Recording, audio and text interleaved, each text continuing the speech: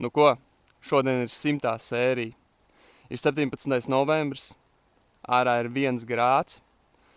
Un tas, ko es varu pateikt, mēs turpināsim iet uz priekšu, kā mēs vienmēr to daram. Nebūs ne mežazari, ne salūtu šaušanas. Būs tikai es un diskomforts. Turpinam kļūt nesalaužami.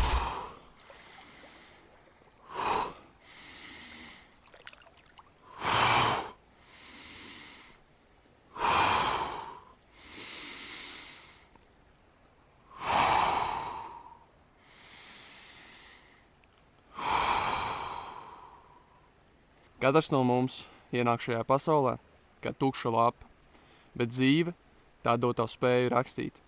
Rakstīt stāstu, kas prasa brūces, pacietību, disciplīnu, dienas bez rezultātiem un arī zaudējumus, kas gala rezultātā vainagojās ar uzvarām.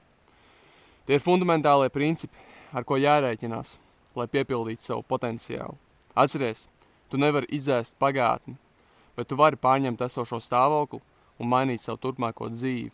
Ar katru izvēli, ar katru rītu, kad nepadodies, ar katru reizi, kad atsakies būt upuris. Dzīve neprasa, lai tu esi perfekts, bet tā prasa, lai tu piepildi savu potenciālu, lai tu nebeidz no grūtībām, nebeidz no ceļa, kas prasa drosmi, bet apzinies, ka grūtības ir vienīgais veids, kā kļūt labākam. Un, protams, šis ceļš būs vētrām pilns. Tas prasīs iekšējas cīņas, ilgtermiņa pacietību un spēju doties uz priekšu, kad neviens neaplaudē. Bet arī jāapzinās, ka nesalaužamais spēks arī būs. Vairāk nekā jebkad agrāk. Bet tikai, ja tu nolems būt tam, kurš nepadodas. Ceļš uz priekšu sāks ar 1 soli, un šodien ir īstā diena. Kļūst nesalaužams.